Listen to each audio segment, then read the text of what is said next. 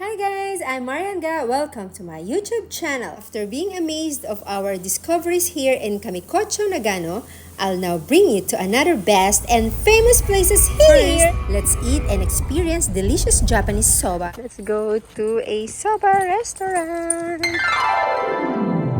Welcome to Azumino. Guys, I suggest that if you are visiting Japan's countrysides, please try their local foods. And because Nagano has a clear and fresh water supply from the mountains, I'm sure they have the best soba noodles. And take note guys, they are making their own soba noodles. It's called Teuchi soba.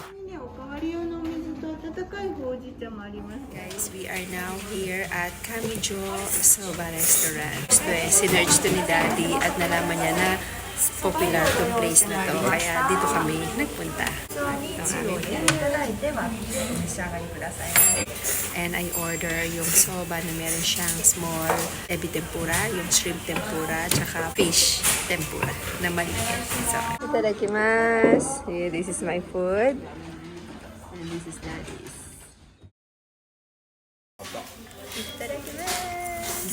I'm hungry.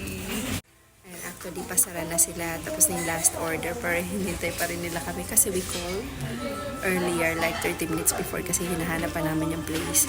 And then they said willing to wait. We just tell them our name, yung name namin. Tapos they allow us to enter. Ayan. So this is my food. Ito lagi. Sama deshita. Simut sarap. Ayan. Guys, ang sarap ng soba noodles nila dito. Super. I recommend this restaurant to you guys. Soba restaurant.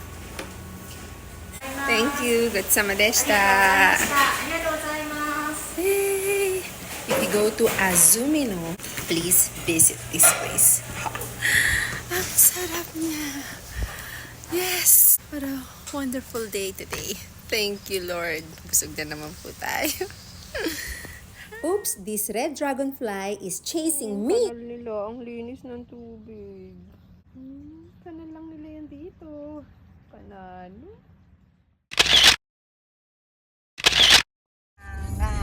Ang ganda rito sa Nagano. Yung mga turista.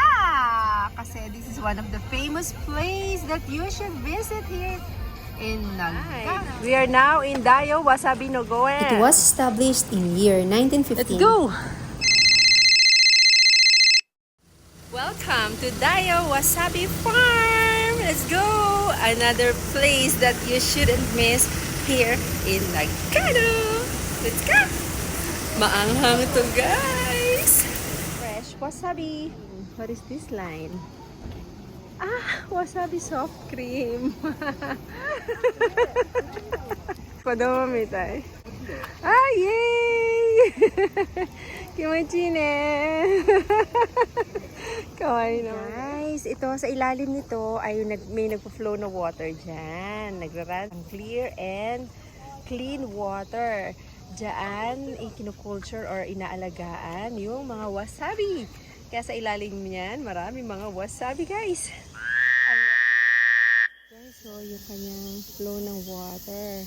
Yan, parang river siya na meron siyang daanan dyan para makapunta siya dun sa mga wasabi dun. Sila yung mga founder ng Wasabi Farm.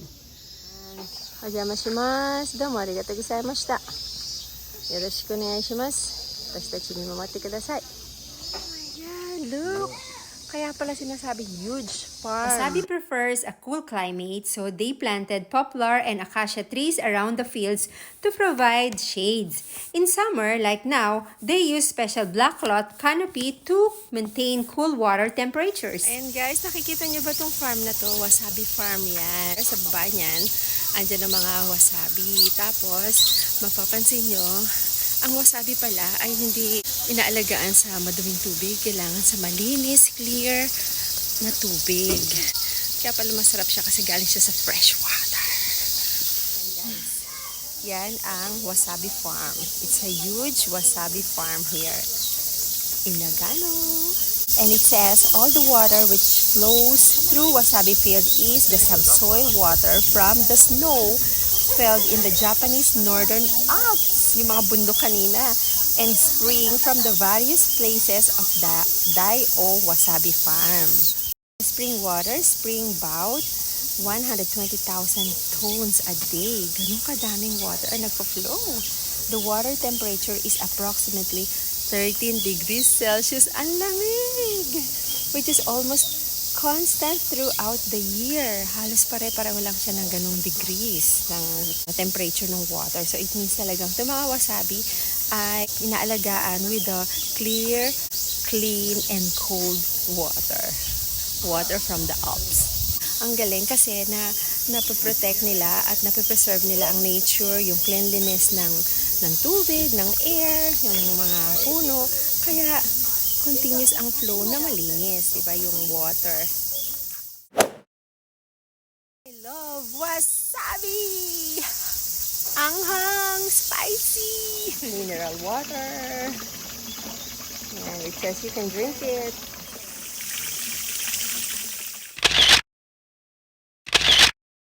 Right guys, let's taste this soft cream. Wasabi flavor. Ano kaya ito? Maanghang kaya talaga ito. May wasabi pa siya sa gilid na toppings o sidings. Ito siya. Sabi ko niyo ka? いいですかこちらとこちらです。はい、11です。プレミアムで生乳です。お願いします。はい。Hey, there you go. This is for daddy. Atin pala sa kabila. Thank you. Thank you. Arigatou gozaimasu.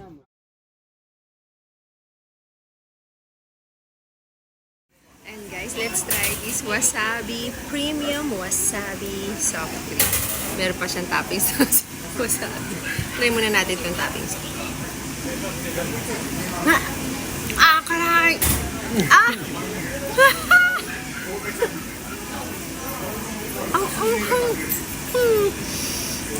Sakit sa ilong. Ay, pero masarap siya, oishi. After you taste the wasabi, kakain ka ng soft cream. Perfect balance.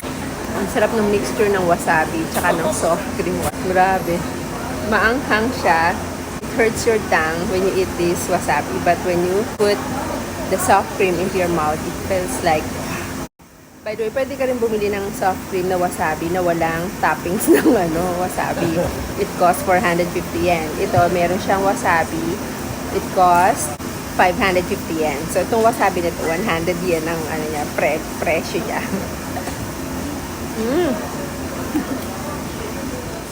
I love it, guys. This is a good recommendation.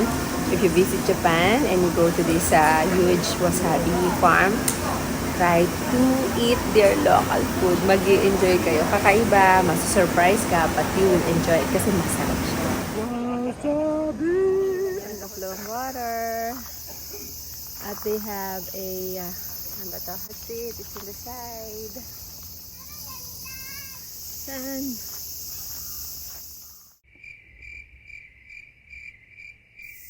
Ayan guys, so itong river na to, this is the first raw river and the second raw river. These two rivers with completely different water quality. And it is rare landscape. Kakaiba kasi yung pagkaka-landscape. Pakikita nyo dito. And merge ahead. Nagsasalubong sila dyan. Two river keep flowing without mixing for a long time due to differences in water temperature and others. Ayan. Nagsalubong sila dyan. Para lang si Crush guys, hindi kami nagsalubong ng landas. Hindi pinagpala. Joke.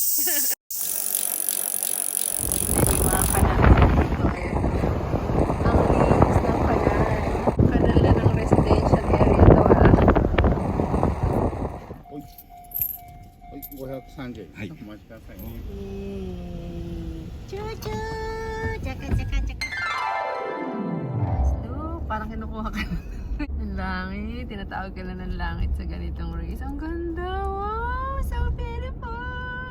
Huwag muna, Lord. Let's have onsen! Welcome to Shakunaga Spa in Azumino. Still here in Nagano. Come on, let's go! And guys, this is one of my favorite, ang Mag-Hot Spring. Okay, take off our shoes. Put it in the locker. Let's go. Hand over the sensor. Wow, 36.5 daw ang aking temperature. Linis. Sheet, ayan. Otona, adult is 700 yen. 400 yen for the kids. Mga senior, 70 years above. Yan ang seniors dito sa Japan, not 60. Ito yung mga shampoo nyo, whatever. Chuchuchu, here you go. Ano na, handy, ano sila. Check muna tayo ng ating BP.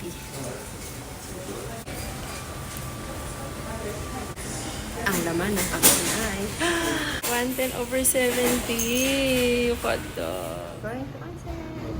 We finished at spring kaya hindi na ako nakapag-supply, nakapag-dry ng hair kasi nagmamadali kami umuwi because I have work tomorrow. Doon na tayo sa sasakyan magpapatuyo ng buhok. Ay, matase. 信じられない。こんな顔してるんですけど。 Ang bilis ko, nagulat siya, mabilis ako. And look at my hair. Tumutulo pa siya. Teka, parang ito yung binili ni Daddy na cooler sa sasakyan ah. Malaki lang to. Dito na tayo pati ng buhok. Lamig. Alright guys, we finished taking a bath dito sa hot spring at napakaganda ng tubig. Meron itong ang init-init. Sa left side na bath is warm. Tapos yung sa right side is hot. Sa warm area, ang daming mga babae. Sabi ko, naku, medyo madumi na to. Dito tayo sa hot. May dalawang matanda. Pag upo ko, gosh, napasa ang puwit ko. Pero nandun ka na, nakatingin silang lahat. Kasubuan na to. Talagang nilublob ko na yung katawan ko. Tapos naramdaman ko na parang ang init niya. Tapos hanggang parang feeling ko, hindi ko alam kung mainit pa siya or malamig na. Pero yun ang pinakamagandang hot spring guys. Kasi hanggang tugo mo, nagsisirculate yung init nun. Grabe, sana effective. Sana gumanda tayo doon sa hot spring. Yun. At uuwi na si Marian Ga because I have work tomorrow. Tomorrow is Sunday. Marian Ga is on duty. Kaya tapos nang maliligang araw ko sa Nagano. Once again, this is Marian Ga. See ya! Matana! Ibon. Ang karasa crow. 31 na ngayon. Pauwi na kami. Darating kami ng bahay ng 9:16. We need to tackle 235 kilometers.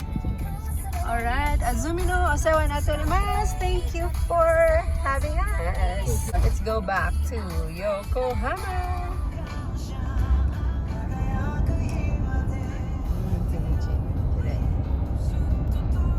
Wow. これでスピード出してない。そうだよ。 Fireworks! Ayan guys, pag usually summer, during summer, may mga fireworks events dito sa Japan. So enjoy the heat of summer! And the next day, it's Sunday. Marian Ga is on duty. Stress-free and ready to share my love and kindness. Work done. Aura muna sa dilim. And at night, enjoying the time with my siblings or business partners. Once again and again and again, this is Marian Ga saying thank you for watching. I hope to see you again next time on my next vlog. See ya! Matana!